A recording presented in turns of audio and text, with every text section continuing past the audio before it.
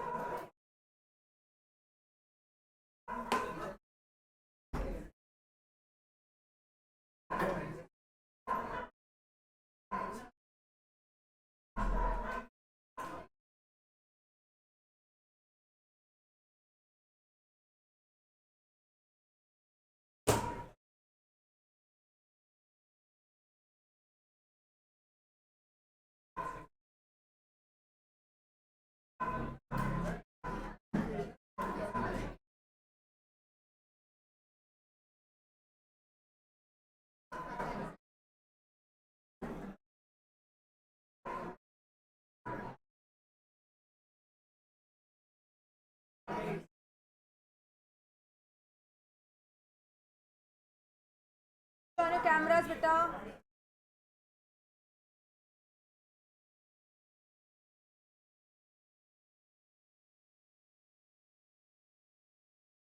I hope everybody is doing well at their homes and places.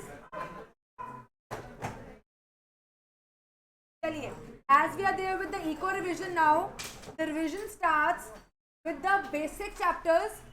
Even though we have in our syllabus containing 5 chapters as we see the content, but those are not only the 5 chapters. 5 chapters के अंदर हमारे पास units हैं, right? So consider those 5 as 10, right? तो हमारे जो अंदर chapters हैं बेटा वो units में divided हैं. That's why the chapters cannot be considered as 5. You cannot say ma'am सिर्फ 5 chapters ही तो हैं, right? उसके अंदर हमारे पास यूनिट्स इतने ज़्यादा हैं, they have to be done in detail, और वो सारे chapters are very very important. But for you as the revision is starting, not only the brushing up knowledge is important but also the concept that how to prepare and how to appear for the exam is also important. तो सिर्फ हम बच्चे इसके अंदर concepts नहीं करेंगे, preparation और appearance की भी तैयारी करेंगे. How to prepare and then how to appear for the examination. Clear? For you, I have just culminated little notes for revision purposes so that we have chapters in handy at glance. हम लोग bird eye view ले सके उन chapters का. We don't have to rush through the all pages of my book. उसके लिए मैंने एक revisional part थोड़ा सा create किया है so that we can cover the concepts quickly from those concepts. ठीक है जी? अब इसके साथ हमारा जो चैप्टर 1 है, हमारा first chapter, the name was introduction. तो introduction, subject name is what? Subject name is business economics.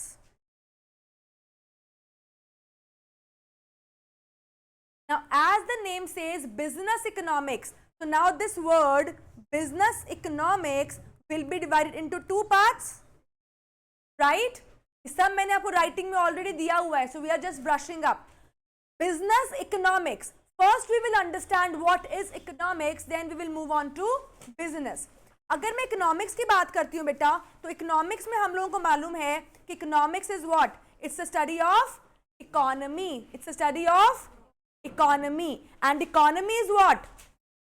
Economy is a place where economic activities take place. So economics एक सब्जेक्ट है बच्चे. इकोनॉमिक्स क्या है? एक सब्जेक्ट है. वो सब्जेक्ट क्या स्टडी करता है? इकोनॉमी के बारे में, कि इकोनॉमी क्या होती है, कैसे चलती है, क्या काम होते हैं उसके अंदर. उसकी स्टडी को सब्जेक्ट का नाम क्या दे दिया? इकोनॉमिक्स.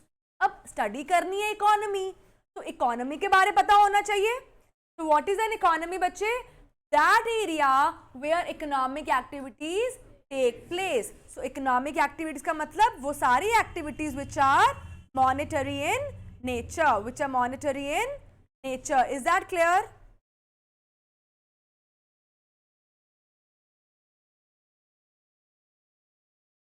यहाँ तक clear है बेटा?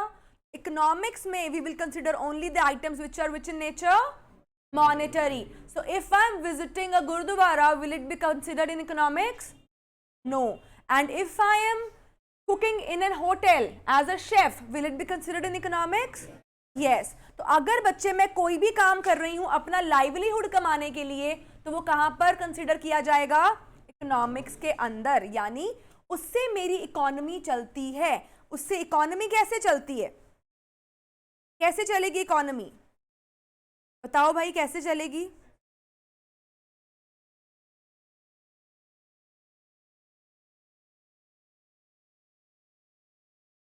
बताइए। How does an economy work? By money. Money कैसे आएगी बच्चे? Word is yes, keywords. Keywords important. सबसे इंपॉर्टेंट वर्ड इकोनॉमिक्स में क्या है? Exchange. Always remember, give and take के बिना economy can not work. Economy has two major pillars. वो दो मेजर पिलर कौन है? Two major pillars.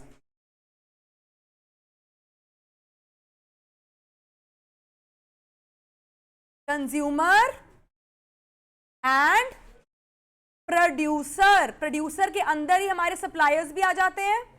ठीक है, प्रोड्यूसर में दो पार्टीज आ जाएंगी। एक आ जाएगा बेटा जो खरीद कर बेचता है, ट्रेडर, और एक जो मैन्युफैक्चर करके बेचता है।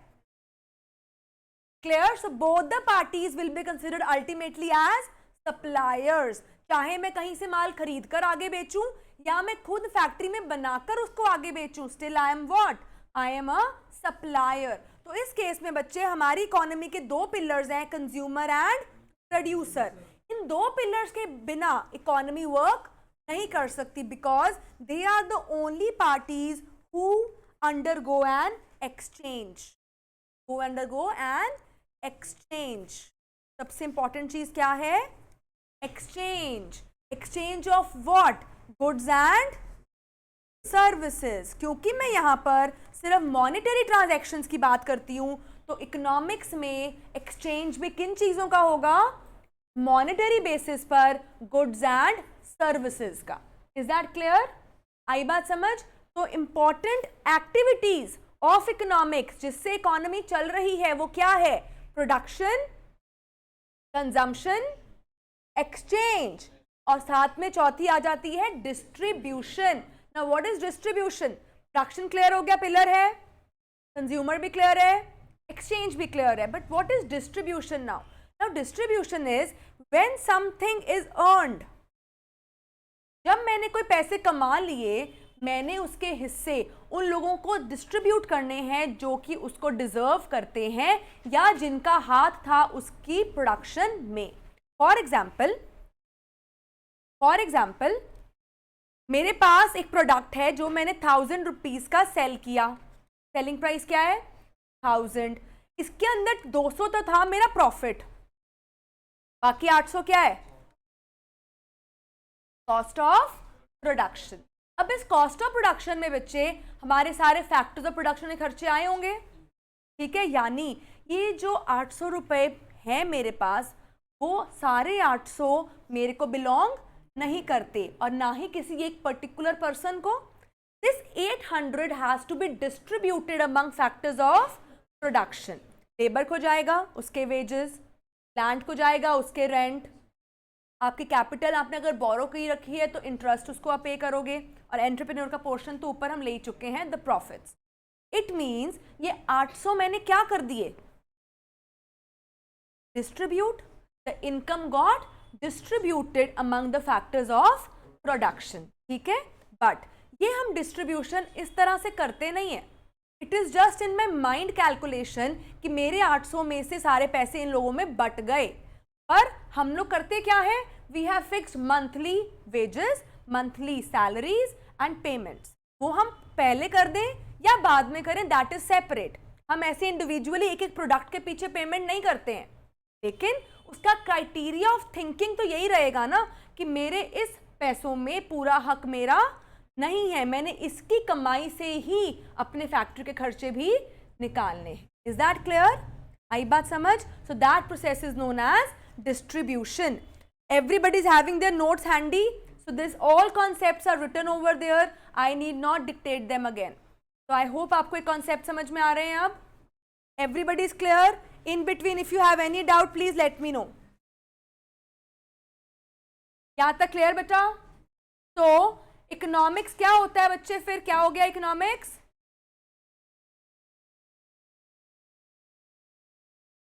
Study of economy where economic activities take place. So it generally considers all consumers and producers. All consumers and producers.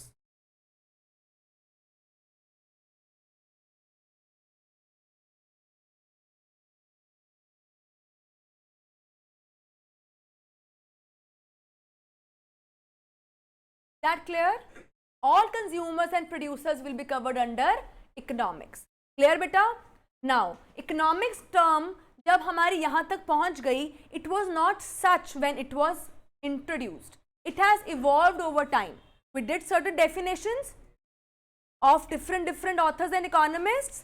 So who is considered as father of economics?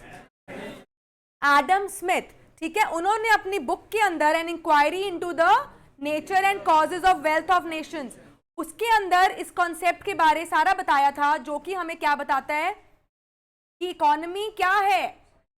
वो साइंस है जो wealth को study करती है. Economy क्या है? वो science जो वेल्थ ऑफ नेशंस को स्टडी करेगी. क्लियर? तो ये बुक का नाम याद रखना है, इसके ईयर का नाम याद रखना है. 1776 inquiry into the nature and causes of the wealth. Now, when they will ask you this question, they can play with the options. Option में वो क्या कर सकते हैं? पूरी बुक का नाम क्या है? Inquiry into nature and causes of the wealth of nations. एक आधा वर्ड स्किप कर सकते हैं, कोई और वर्ड ऐड कर सकते हैं. They can play with the title of the book. ठीक है, and then they can try to confuse you all. इसीलिए आपने इस बुक का टाइटल को ध्यान से दिमाग में रखना है. क्लियर? ठीक है, इंट्रोडक्टरी चैप्टर है, इसमें से क्वेश्चंस आते हैं 4 to 5 मार्क्स के, और ज़्यादातर बेसिक रहेंगे, हिस्टोरिकल क्वेश्चंस. राइट? याद रखना है, ईयर भी याद रखना है उसका, 1776.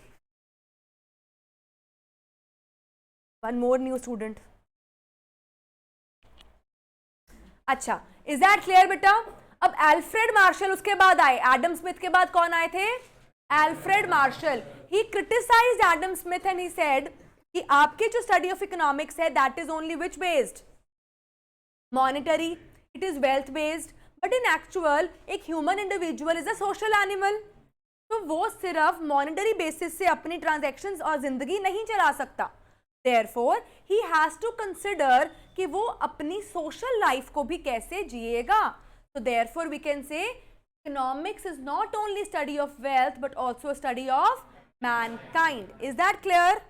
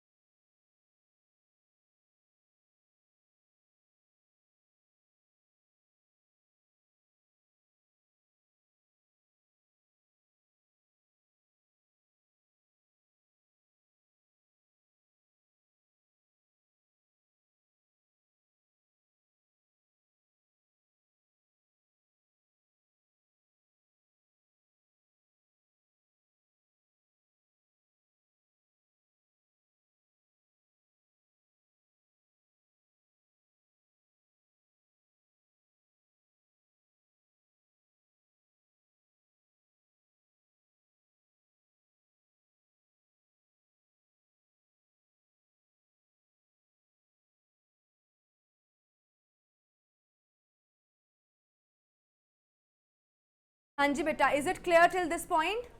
तो हमारे पास पहले थे बेटा मिस्टर एडम स्मिथ, इन्होंने हमारे को कौन सा कॉन्सेप्ट इंट्रोड्यूस किया था? Wealth, economics study of wealth. Then he was criticised by Alfred Marshall, who said it is the study of. Okay, then he was again criticized by whom?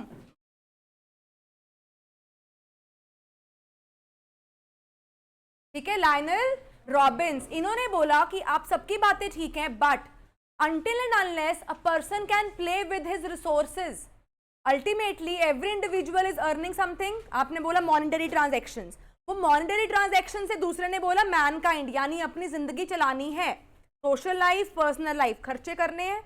पर वो सारी चीजों के लिए ultimately we have to make a decision and choices between कि my resources to do so is limited and all my needs and wants are unlimited. So we can not study economics without studying the concept of scarcity.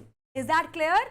उन्होंने बोला कि limits को ध्यान में रखते हुए ही एक इंडिविजुअल अपने डिसीजंस लेता है फॉर बाइंग और spending money, and even his earning is based on the level he wants to spend. आप दोनों रिलेशन समझ रहे हो? It's vice versa. I earn, I spend accordingly. समझे पहला रिश्ता? I earn and I spend according to my pocket. Is that clear? But once I start spending and I adhere to a particular lifestyle, को maintain करने के लिए again I go to the reverse and start at least earning that much. समझ में आया? पहले मैं कमाती हूँ और उस हिसाब से खर्चती हूँ, उसके बाद जब मैं खर्चे करती हूँ अपने ऊपर, मेरा एक लाइफस्टाइल बन जाता है. उसको मेंटेन करने के लिए कि मैं कम से कम उससे डाउन ना जाऊं, I work more hard to at least earn that much.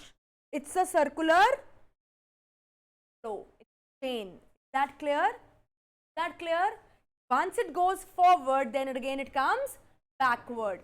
So in all this procedure we have to go through which concept? Scarcity.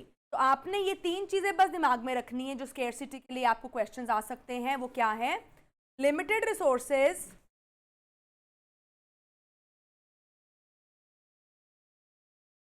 Unlimited wants, और सारा पंगा किस चीज का है?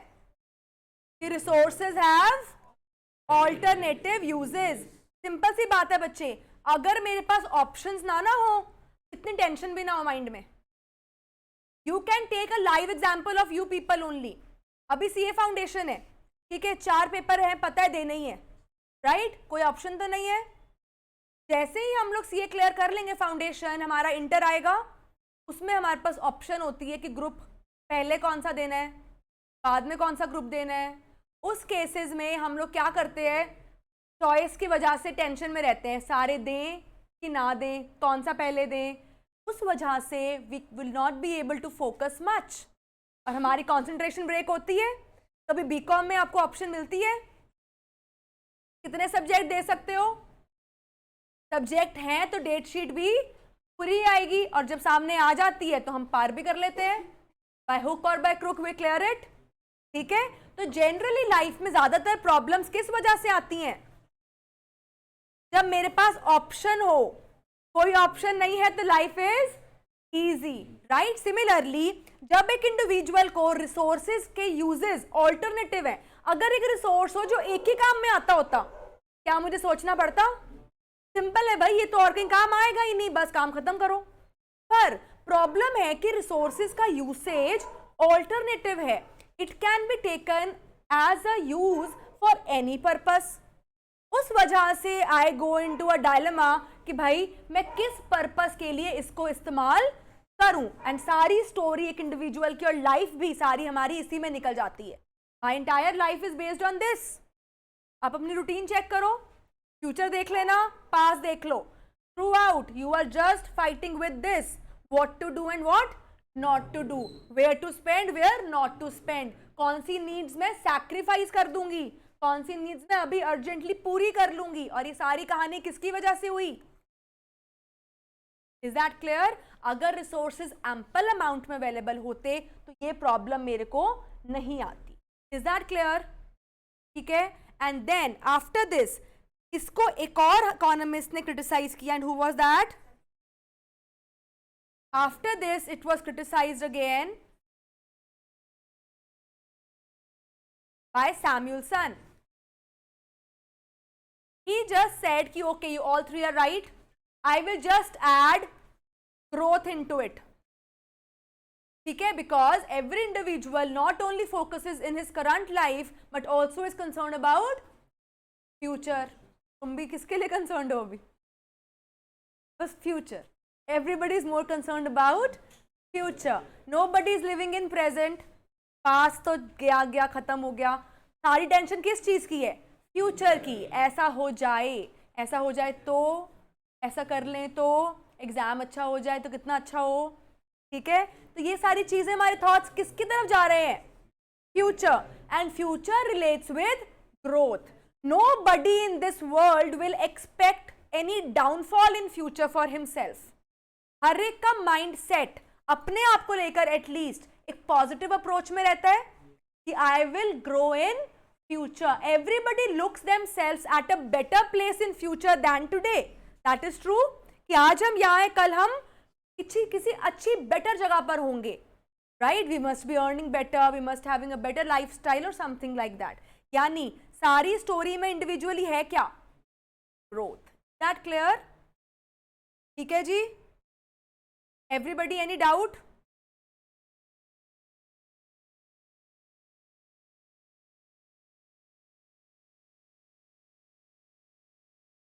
क्लियर यहां तक? कोई problem? Next in the revision we have is 2 fundamental facts हमने कर लिए यहां से, राइट? देन वी हैव बच्चे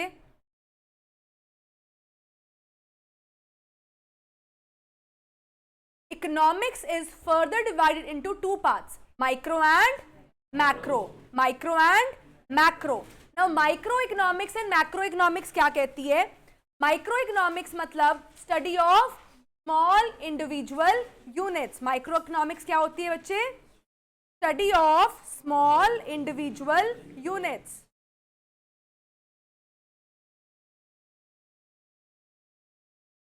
नोट्स हैं सबके पास?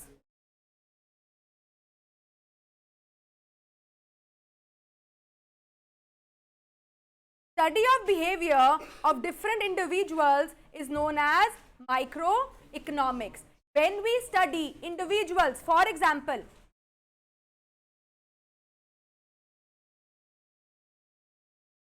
ABC टेक्सटाइल फर्म, इसकी स्टडी करूंगी तो ये कौन सी स्टडी है? Micro economics. Study of one individual system is known as study of micro economics. Clear? On the other hand, if I take all the units together, if I want to study economy as a whole, वो किसकी study हो जाएगी? Macro. Large economic aggregates. Now why the word aggregate is here? Aggregate मतलब totals. तो अगर एक individual unit है वो तो माइक्रो में गया.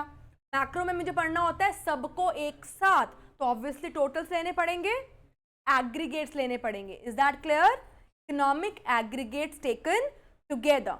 Is that clear? अगर मैं माइक्रो की बात करूंगी बच्चे, तो माइक्रो में मेरी कौन सी स्टडी आएगी? Price theory. माइक्रो में कौन सी स्टडी आएगी? Price theory. व्हाई? बिकॉज अगर मैं एक पर्टिकुलर फर्म की स्टडी कर रही हूं तो वो पर्टिकुलर फर्म से मेरा क्या क्वेश्चन रहेगा जनरल? कि आप कौन से प्राइस पर सामान बेचते हो. ठीक है? उनकी प्राइसिंग की बात की जाएगी, उनकी इंडिविजुअल डिमांड की बात की जाएगी, उनकी इंडिविजुअल सप्लाई की बात की जाएगी. Is that clear? तो ये कॉन्सेप्ट्स कहाँ के हैं? माइक्रो के. But if I want to talk about my entire nation, तो उसमें कॉन्सेप्ट्स आ जाएंगे एम्प्लॉयमेंट के, अनएम्प्लॉयमेंट, पॉवर्टी, मेजर कॉन्सेप्ट्स. ठीक है? साथ ही साथ यहां पर हमारे पास कॉन्सेप्ट आता है बेटा नेशनल इनकम का. इसका concept national income. Macro concept में कौन सा कॉन्सेप्ट चला जाता है? National income. Now what is national income? The income aggregate of the entire nation. जितना भी हमारे देश में प्रोड्यूस हुआ है आउटपुट, उसका टोटलिटी अगर मैं लगाती हूं तो I will get national income. यानी मेरे देश की कमाई कितनी है. आई am not concern about individual firms. but about the entire nation. पूरे देश की output, national output, macro concept. National savings, macro concept. Aggregate demand, यहां पर वर्ड क्या था? यहां पर वर्ड क्या आ जाएगा? Aggregate demand. वहां पे वर्ड था सप्लाई, यहां पे क्या वर्ड होगा? Aggregate supply. Is that clear? ठीक है. So for example, if I'm talking about one firm ABC who deals in textile, that is study of micro. And if I study the entire textile industry, then that is a study of. ठीक है. Firm और industry में फर्क क्या है? Firm एक individual की बात होती है. Industry is what? Collection of similar working firms. आपका काम भी गाड़ियों का है, मेरा काम भी गाड़ियों का है, आपका भी गाड़ियों का है. हम सब इंडिविजुअली ऑटोमोबाइल में काम करते हैं, पर collectively we are automobile industry. ठीक है. तो इंडस्ट्री क्या होती है बच्चे? कॉमन रिलेटेड काम करने वालों की collection of firms. Is that clear? Any problem till here? Micro, macro. तो who scope is wider, who is large in study, right? Which considers aggregates, right? And which considers individual behaviors? Micro. Who studies small and who study is at large? Economy as a whole. ठीक है. अच्छा, मैंने तुम लोगों को notes में लिखवाया होगा इनका derivation. Micro economic was derive from Greek word micros. ठीक है. और वो फॉर डिराइव फ्रॉम मैक्रोस. सबने लिखा होगा ये कॉन्सेप्ट. इसके डिफरेंसेस एक बार देख लेना. Is that clear? Now coming on to the concept of business economics. Eco समझ में आ गया क्या है? Now coming to business economics. For this we have the term business ahead of it. यानी मैंने जो भी इकोनॉमिक्स के कॉन्सेप्ट्स को स्टडी करना है वो किस कंटेक्स्ट में पढ़ना है? बिजनेस कंटेक्स्ट में. ठीक है. बिजनेस क्या होता है बेटा? Activities, whatsoever activities, economic, monetary, we do to earn livelihood. But business के अंदर trading आ जाती है, इसके अंदर profession नहीं आता. ठीक है. जो भी lawyers, doctors, chartered accountants हम सब हैं, वो किस category में जाते हैं? Profession में. So whenever I do my own work, that too which involves trading or manufacturing, so I am in which category? Business. If I am doing somebody else's work, that is employment. And if I am doing my own work but it is based on some professional degree, I am not trading or selling any items, then I am a professional. ये differences सबको याद है? अब याद आ गया? ठीक है. Does business require any professional degree? Any code of conduct prescribed by any entity? Any minimum qualification? Is that clear? ठीक है. इसमें कोई rules regulations नहीं होते. Is that clear बेटा? ठीक है. पर employment में I have to follow what my employer says. My qualification must be there what the required is by the employer. ठीक है. और मेरा code of conduct भी कैसा रहेगा? जो employer बोलेगा. Right? और profession में जैसे हम सीए कर रहे हैं उसके अंदर मेरा सारा ही सारा बेस किस पर खड़ा रहता है? The professional body. Which professional body we are there to? ICAI. ठीक है. उस प्रोफेशनल बॉडी ने मेरा जो भी कोड ऑफ कंडक्ट बनाया मेरे को उसी को फॉलो करना है, otherwise I will be penalised. Clear? और साथ ही साथ मेरे पास बेसिक वो क्वालिफिकेशन होनी चाहिए, वो डिग्री होनी चाहिए from that entity only. Is that clear? Otherwise, I can't be termed as a CA. Everybody clear? तीनों में difference? तो अभी इसका मतलब इस पूरी बुक में हमने क्या रिवाइज करना है? ना profession, ना employment, but only we are concerned with those who are doing their own work in the trading or manufacturing zone. Clear हो गया? सबको clear? Next, micro macro I think सबको clear है. अब इसके अंदर नेक्स्ट है बच्चे हमारे पास nature of business economics. Nature क्या कहती है? It is science as well as an art. Business economics क्या है? साइंस भी है और आर्ट भी. साइंस कैसे? Because it is based on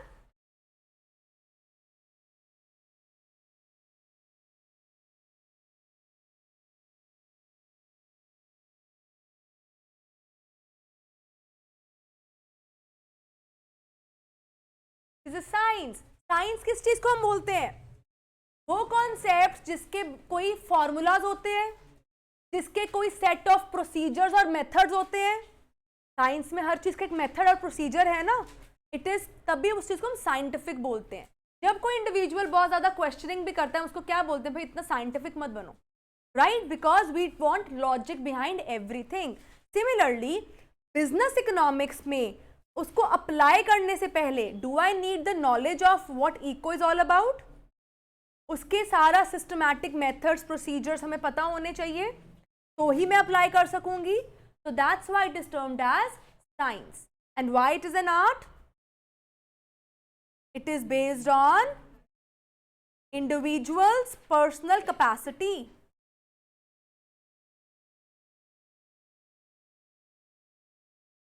Okay? It is based on individual's personal capacity कि वो इसको apply कैसे करता है लाइफ में. So that's why it becomes an art. क्योंकि मैंने सीख तो लिया किताबी सारा, पर उसके बाद मैंने प्रैक्टिकल लाइफ में वो सारे प्रिंसिपल्स, रूल्स, रेगुलेशंस, वो कॉन्सेप्ट्स को अप्लाई कैसे किया, that differs from person to person. Every individual has different tactics. अभी यहाँ पर भी हम कॉमन पढ़ रहे हैं, पर आई कैन नॉट से कि सबका रिजल्ट सेम होगा या सबने इस थ्योरी को फ्यूचर में जाके सेम अप्लाई करना है. Can I commit that? No, because every individual sitting here is different. That is why it is an art. Is that clear? किस तरह से उसको हम लोग अप्लाई करेंगे लाइफ में, वो हर इंडिविजुअल के हाथ में है. That is why economics, especially business one, is termed as art. Because every business is also different. क्या सारे बिजनेस सेम होते हैं? सारे बिजनेस की प्रॉब्लम सेम होती हैं? हर बिजनेस के प्रॉब्लम्स, इश्यूज, कंसर्न्स सेपरेट हैं. उस हिसाब से ही मैंने ये सारे कॉन्सेप्ट्स लगाने हैं. क्या इको की किताब बिजनेस वाइज आती है? वो तो कॉमन होती है. Eco as a subject is common, but when we enter into the practical world we are entering into different fields.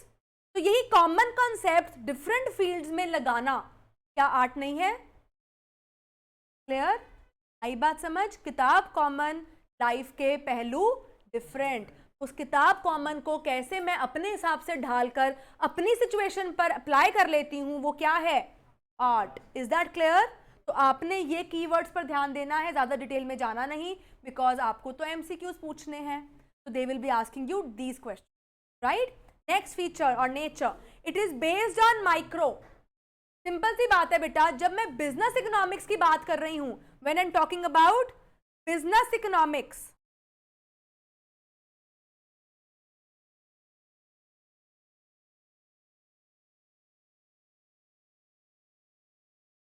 अभी मैंने बताया कि इकोनॉमिक्स तो कॉमन है, पर बिजनेस क्या है? सेपरेट एंड इंडिविजुअल है. बिजनेस क्या है? Separate and individual. इकोनॉमिक्स क्या है? कॉमन. उसको मुझे अपने बिजनेस में अप्लाई करना, और मेरा बिजनेस क्या है? Separate and individual. तो इस इको में मैंने पढ़े थे दो कॉन्सेप्ट्स, माइक्रो एंड. कौन सा ऐसा कॉन्सेप्ट है जो सेपरेट और इंडिविजुअल को पढ़ता है? फिर मुझ पे क्या अप्लाई होगा? सिंपल सी बात है. ठीक है? सो माय बिजनेस इकोनॉमिक्स, क्योंकि मुझे अपना बिजनेस देखना है, मेरे को तेरे बिजनेस से कोई लेना देना नहीं है. इको की किताब तूने भी पढ़ी, मैंने भी पढ़ी है, पर मैंने वो पॉलिसियां किसके लिए बनानी है? अपने बिजनेस के लिए, कि मेरे किस तरह से प्रॉफिट मेकिंग पॉलिसीज जनरेट हो, मैं किस तरह से डिमांड सप्लाई को रेगुलेट कर सकती हूं. That is for me, for my individual business, my separate work. I am not taking aggregate. अपने से मतलब है. उस केस में my entire business economics is based on which concept of eco.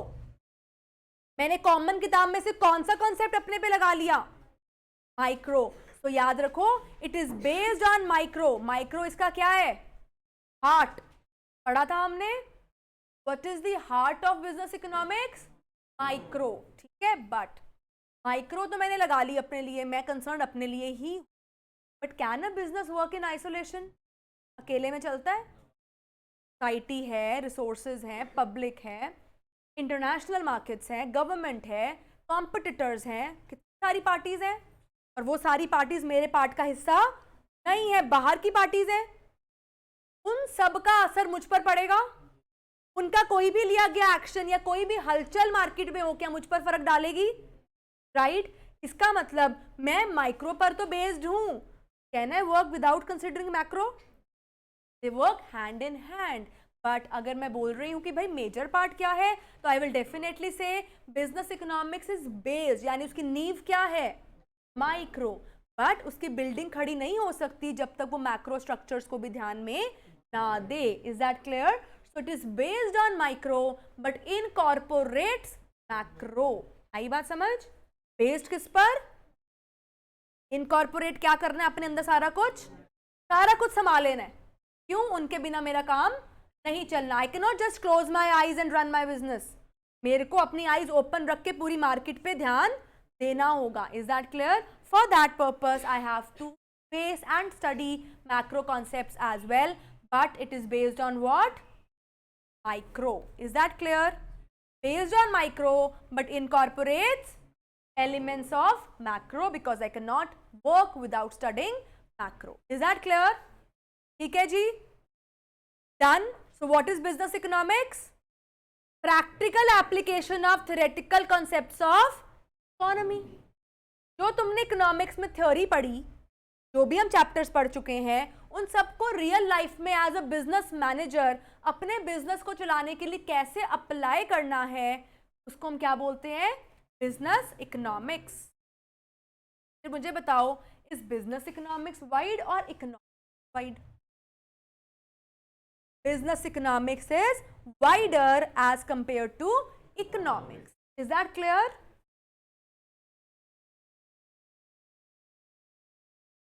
Online kids, any doubt? Everybody's clear?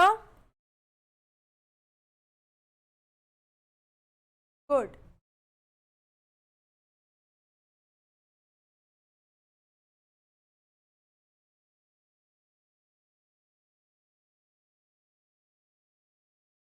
Now, as I've already told you, micro and macro का ये last वाला block आप read कर सकते हो.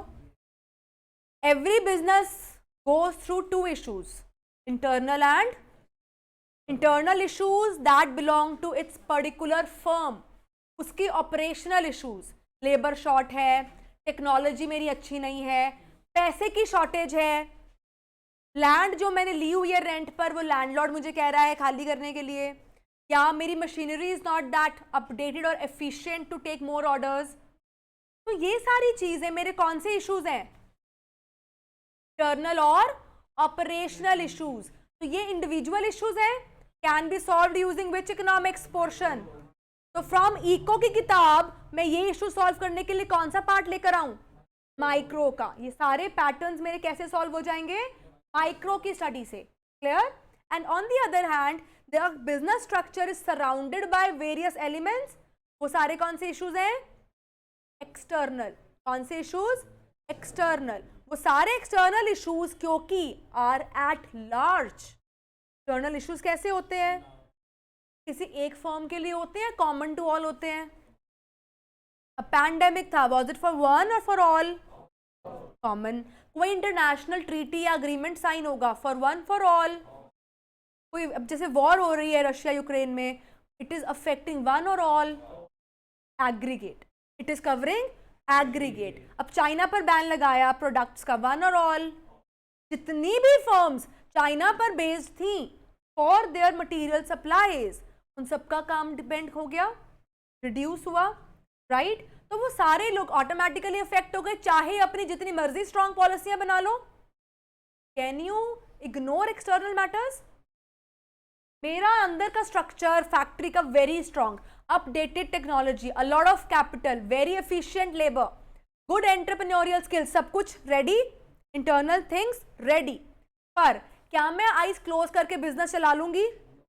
एक हलचल हुई मार्केट में, क्या बिजनेस चल जाएगा इतने एफिशिएंट होने के बाद भी? अगर प्रोडक्ट्स ही मेरे बैन हो चुके हैं चाइना से आने में, how will I get the material? फिर मेरी लेबर, टेक्नोलॉजी, पैसा किसी काम का रहेगा? तो we have to go hand in hand. Is that clear? So external matters, or you can say environmental issues, are to be considered and they are solved using which concept of common किताब? Macro. Is that clear everyone? ठीक है?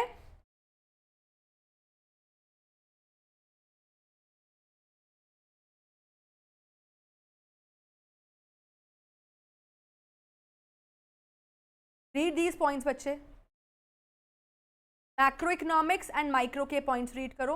Micro is applied to internal और operational issues, जैसे मेरी company के products की demand, उसको analyse करना और उसको फोरकास्ट करना. ठीक है, कि मेरी अभी प्रेजेंट डिमांड क्या है और आने वाले समय में वो क्या हो सकती है.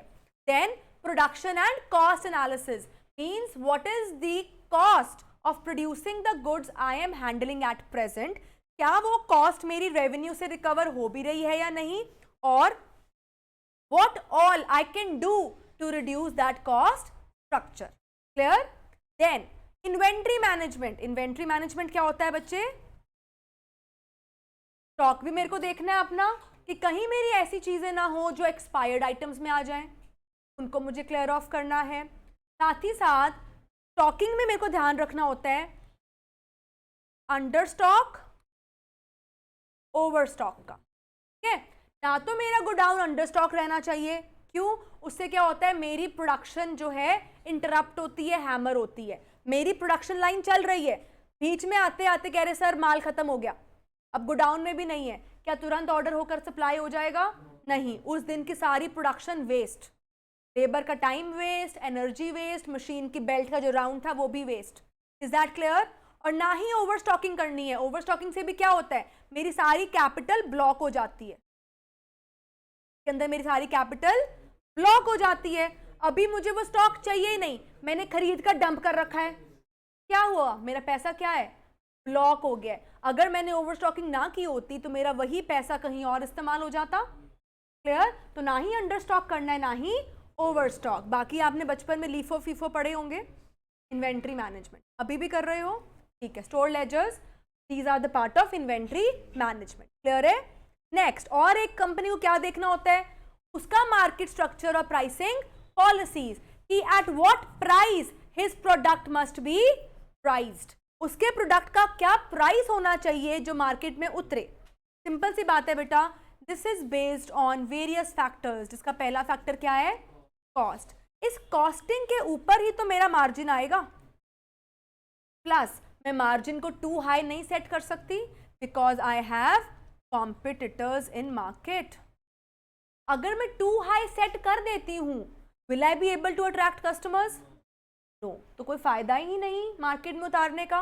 और टू लो कर दूंगी तो कॉस्ट रिकवर होगी, मार्जिन आएंगे, और बिना मार्जिन के क्या एंटरप्रेन्योर को मोटिवेशन मिलेगा टू कंटिन्यू द बिजनेस. तो इसीलिए उसका प्राइसिंग डिसीजन ऐसा होना चाहिए which is amicable, neither too high nor too low, right, appropriate, seeing the market structure. Is that clear? Next we have resource allocation, कि जितने भी मेरे पास रिसोर्सेज हैं वो एलोकेट हों ऑप्टिमम मैनर में, no wastage of resources. No wastage of resources. ठीक है? Once a revision will be done, I will send you all these notes for your quick revision. ठीक है? Resource allocation में क्या होता है बेटा? No wastage. क्योंकि ऑलरेडी पता तो है रिसोर्स कैसे है, स्कैर्स है ना, लिमिटेड है, तो ऑप्टिमम यूटिलाइजेशन करनी है.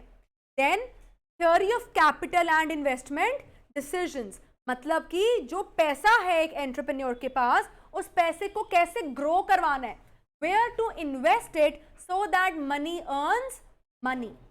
Money ही earn करती है money automatically, provided it is invested in the right zone. तो हमको वो जोन पहचानने हैं कि अपने पैसे हम कहाँ पर अप्लाई कर सकें. Clear? Next we have profit analysis, ये तो करना ही है. And most importantly risk and uncertainty analysis. This is the most important activity.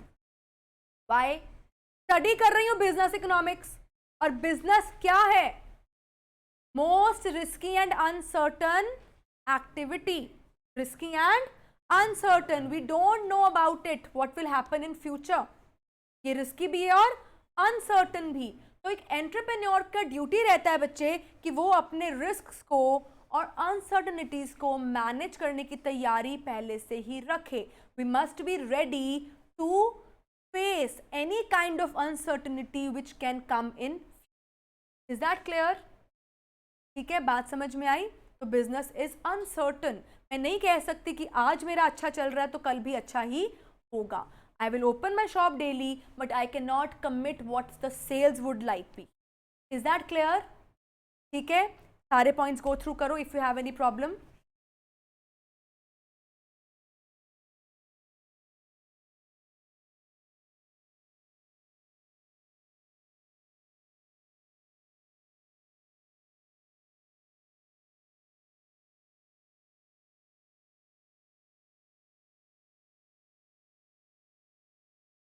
इनमें से कोई भी ऐसा मैटर जो तुमको लगता है मैक्रो होगा? सब इंडिविजुअल मैटर्स है, right? All the matters they belong to one particular individual. हाँ बेटा. Market structure. Now word here is market structure. हम लोगों ने वैसे मार्केटिंग चैप्टर किया हुआ है, ठीक है? उसके अंदर हमने स्ट्रक्चर्स पढ़े थे. Perfect competition, monopoly, monopolistic, right? That is a market structure. When I am a firm working in that structure, then I will be affected by that structure. और उस स्ट्रक्चर की वजह से मेरी इंटरनल पॉलिसीज चेंज होंगी या नहीं होंगी? बट क्या वो मार्केट स्ट्रक्चर मेरे कंट्रोल में है? तो फिर मार्केट स्ट्रक्चर ने मुझ पर इफेक्ट किया कहां पर? इंटरनल पॉलिसीज मेकिंग में. That is why covered in which category? Micro. Is that clear? Any doubt in this zone? Next, coming to external factors. अब external में तो बेटा बिल्कुल सिंपल सी बात है, जो भी एलिमेंट्स मेरी इस फर्म को सराउंड करेंगे, which can be government, competitors, consumers, my suppliers, general public, तो हम सोसाइटी भी बोलते हैं, इंटरनेशनल मार्केट और इंडस्ट्रीज. मैंने बताया था ना, collection of similar working firms is industry. तो वो इंडस्ट्री भी मेरा कौन सा फैक्टर है? इंटरनल. ठीक है, तो ये सारे फैक्टर्स बेटा, ये सारे मेरे को सराउंड करते हैं and I will be affected by them. तो ये सारा बन क्या जाता है मेरा economic system. It's my economic system where I am as a firm dealing with my own internal issues, but I am not isolated. I am affected and surrounded by various other factors which are in my control or out my control. They are out of my control. I cannot control them, but I can only learn to manage them. फर्क समझ में आया? मैं उन factors को control नहीं कर सकती हूं, but I can train myself, I can learn कि उन सिचुएशंस को मैनेज टैक्टफुली कैसे करना है, applying the theoretical knowledge I have. That is why business economics is an art. That clear? ठीक है, तो इसके अंदर आ जाएंगे बेटा हमारे सारे trends, ups and downs of business. Economic policies, fiscal policy कौन सी होती है?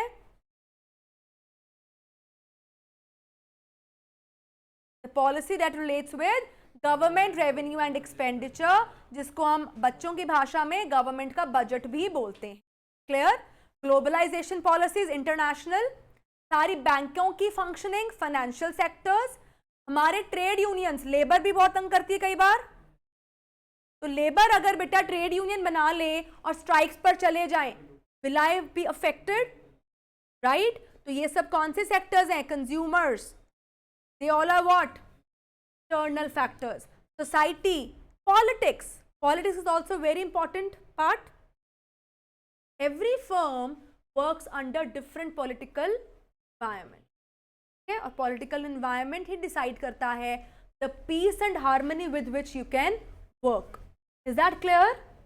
सारे points go through करो. If you have any issue, तुमने सिर्फ ये key points पर ध्यान देना है. These are clubbed together to make sure कि तुम्हें एक जगह पर सारा कुछ मिल जाए. Focus only on the headings.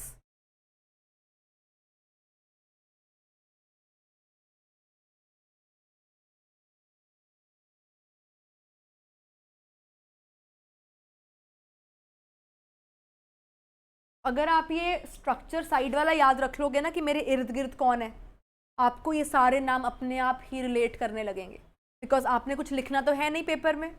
MCQ would be there. You will be getting all the hints and options. So once you are clear in mind with your concepts, you can easily choose the correct option.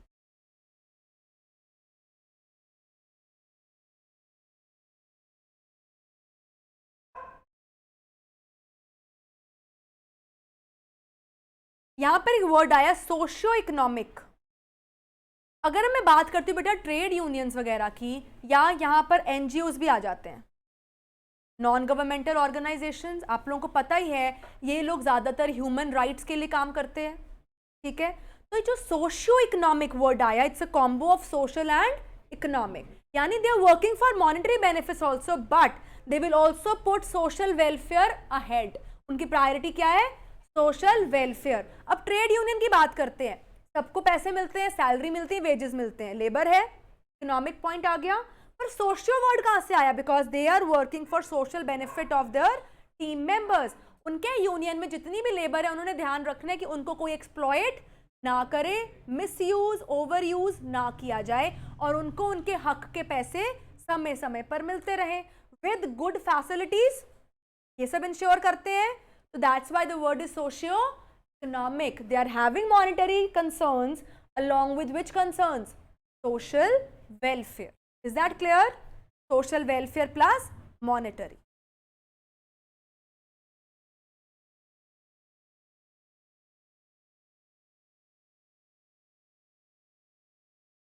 Online kids, any doubt beta?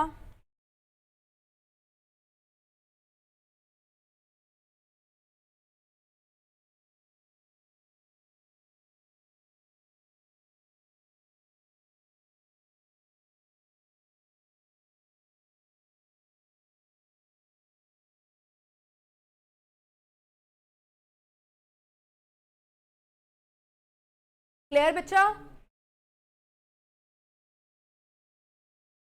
So business decisions cannot be taken without considering the present and future environmental factors. As a firm, it has no control over these factors. Still, अभी मैंने क्या सिखाया था? We must learn to manage them. सीखा ना हमने, हम इन्हें कंट्रोल नहीं कर सकते, पर मुझे आना क्या चाहिए? जैसी सर्कमस्टांस आए अपने आप को वैसे ढालकर टैक्टफुली उसको हैंडल करना. So word here we have used is to fine tune ourselves with those changes, ताकि मुझ पर कम से कम नेगेटिव इफेक्ट्स आए. अब जैसे पैंडेमिक देखा आप लोगों ने, हमने तुरंत अपने आप को ऑनलाइन स्ट्रक्चर्स के साथ फेमिलराइज किया, राइट? डिजिटल बैंकिंग अडॉप्ट करी, वो एक्टिविटीज करी जो हमने कभी नहीं सीखी थी. इवन आवर एल्डर्स जिन्होंने कभी मोबाइल भी स्मार्टफोन्स यूज नहीं किए थे, उनको भी अब सब ऑनलाइन बैंकिंग करना आ चुका है. They are paying bills online, electricity, water, everything. They are registering themselves online. We are studying online. Study structure entirely converted from offline to online. और अभी आजकल आप देखो पैंडेमिक में वर्क फ्रॉम होम का कल्चर काफी ज्यादा प्रोमिनेंट हुआ. और एट प्रेजेंट अगर हम दिल्ली की कंडीशन देखते हैं, due to pollution, government is still requesting people to work from. क्यों? उन्होंने देख लिया है कि दिस स्ट्रक्चर ऑल्सो वर्क्स. जब पैंडेमिक में बच्चों ने घर से काम किया, सारी फैक्ट्रियां चली, कंपनियां चली, इंडस्ट्री चली, कुछ रुका तो नहीं. तो अब भी वर्क फ्रॉम होम हो सकता है. So they are promoting more of it. अभी भी कई कंपनीज में रूल्स हैं, 3 days a week work from home, 2 days work from office.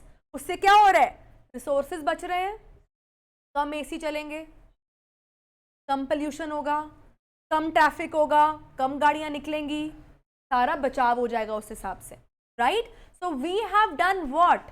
We have fine tuned ourself. अगर मैंने अपनी ट्यूनिंग इस चेंजिंग वर्ल्ड के साथ ना रखी होती, इस चेंजिंग वर्ल्ड को अडेप्ट ना किया होता, क्या हमारा काम सर्वाइव करता? तो जिन लोगों ने अडेप्ट नहीं किया वो सर्वाइव नहीं कर पाए. तो the most important thing here is to do what?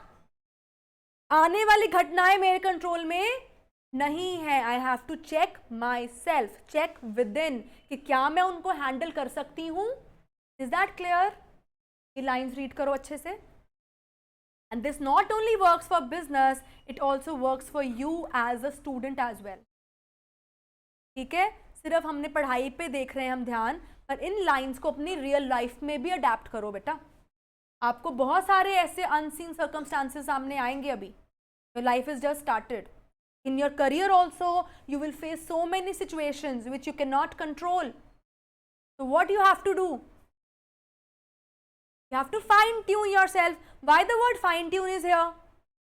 Radio होता है, रेडियो FM भी सुनते हो आप लोग आजकल, उसके कुछ फ्रीक्वेंसी सिग्नल्स होते हैं. 93.5 का FM बजेगा, 93.6 पर हेजी हो जाएगी साउंड. इसका मतलब मैं ट्यूनिंग कर रही हूँ राइट फ्रीक्वेंसीज पर. Similarly, in my life also, I have to tune with the changing frequencies around me. क्या हर वक्त समय सेम रहता है? क्या वही पैम्पर्ड सिचुएशंस हमेशा आती रहेंगी इन लाइफ? नहीं आएंगी. ठीक है, अभी तो आप लोग अपने पेरेंट्स के पास हो, आप लोगों को हाथ में खाना भी मिल जाता है. You are only studying. उनके हिसाब से तो सिर्फ यही कर रहे हो ना, बाकी you must be doing multitasking here and there. But for parents you are only studying and they are offering बेटा ये ले, दूध पी ले, बादाम खा ले, खाना खा ले, सुबह से कुछ नहीं खाया. they are taking care of you. But वो बच्चे भी हैं जो खुद ही पढ़ रहे हैं, हॉस्टल लाइफ में पढ़ भी रहे हैं, फॉरेन में हैं, वो लोग कमा भी रहे हैं, काम पे भी जाते हैं, पढ़ते भी हैं. तो सिचुएशंस के साथ कैसे करना पड़ेगा अपने आप को, इसको अपनी लाइफ में पक्का कर लो. सीए की जर्नी लंबी है. ठीक है, तो हमने हर सिचुएशन को अपने को क्या करना है, अपने रेडियो का बटन घुमाओ और अपनी ट्यूनिंग उस चेंजिंग वर्ल्ड के साथ मिला लो, ताकि हम लोगों को कोई भी एडवर्स इफेक्ट्स ना दे सके. ठीक है, हम पर नुकसान कम से कम हो. Is that clear? ठीक है, last topic for the day. ये प्रॉब्लम्स तो सबको पता है भाई, central economic problems, what to, how to, for whom to, और मोस्ट इंपॉर्टेंटली क्योंकि सैमुअलसन जी ने बोला था तो हमको देखना पड़ेगा इकोनॉमिक ग्रोथ, फ्यूचर प्रॉस्पेक्ट्स. ठीक है, तो ये सारी चीजें हमारी 3 तरह की इकोनॉमीज में होती हैं बच्चे. हमारे इकोनॉमिक स्ट्रक्चर्स कैसे हैं? 3 structures: capitalist economy, socialist and. Capitalist मतलब एक पर्टिकुलर फैक्ट्री, एक पर्टिकुलर दुकान, एक पर्टिकुलर इंडिविजुअल, यानी ओनरशिप क्या है, मेरे प्राइवेट में कोई भी इंडिविजुअल इंटरफेयर नहीं करेगा. गवर्नमेंट का कोई रोल है इसमें? Private, totally private, all decisions my own, output controlled by me, prices controlled by.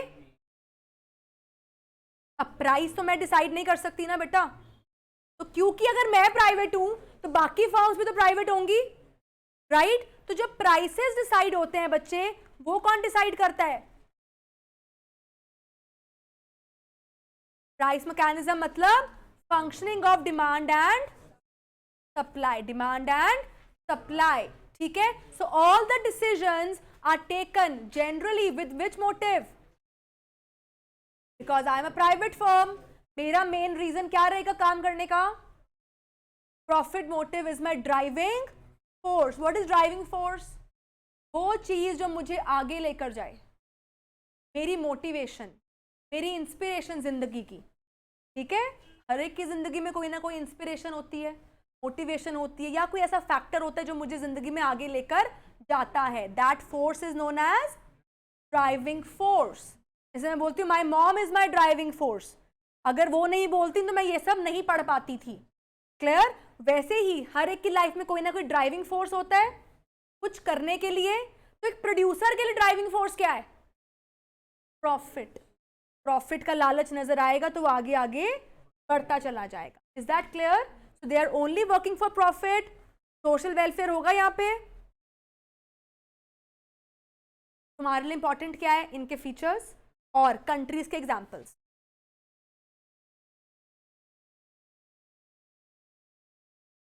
Okay, इनके examples they will ask you in MCQ.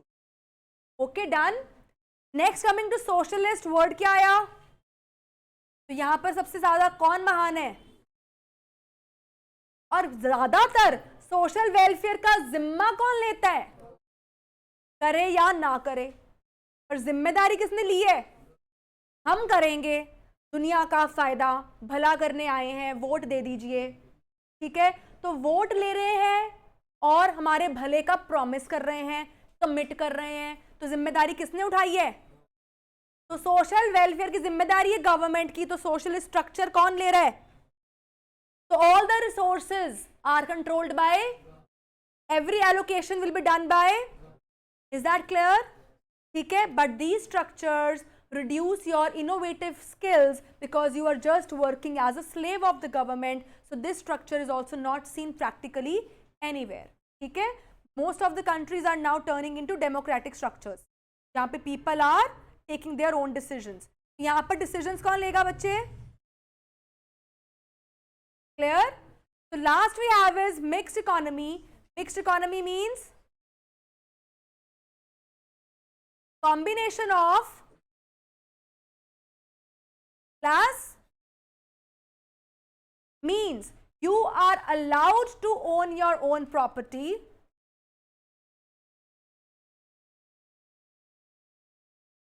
but government will also check on you so that you are not misusing any of your powers or rights or duties. So India is which structure? Mixed. Okay, we are a mixed economic structure. We have right to have our own works, nobody interferes in that, but we are answerable to government through various things. If I am earning, I am forming my income tax return. If I am buying goods, GST is going to the government. If I am applying for any licenses or starting up a factory, government has to give me a license, he has to go through the documents. So government is everywhere. Some products given to everyone, open. But petrol, diesel, oil, minerals, atoms, chemicals, hazardous materials, defense equipments reserved for government. This is a structure called mixed economic structure. Is that clear? तो इसमें decisions कैसे होते हैं बच्चे? Price mechanism भी रहेगा capitalist वाला और socialistic वाला government fixation भी रहेगी. Is that clear बेटा? So now homework for today. आपका चैप्टर नंबर 1 था जो इंट्रो, ये हम लोग आज रिवाइज कर चुके हैं, along with unit 2 as well, 3 market structures. Go through all the features properly, go through these units. Tomorrow we will start with the practice questions belonging to this chapter. Then I will start with unit demand. Tomorrow I have an extensive class with you 10 to 12:30. तो पहले हम लोग इसके कुछ brushing up कर questions करेंगे. Then I will start with demand and we would like to cover it up in one shot. ठीक है, अपने notes handy रखने हैं, इनको revise करके आना है, and I am going to ask you questions tomorrow. Oral drill along with written practice. Everybody clear? Online kids, revise chapter 1, both the units.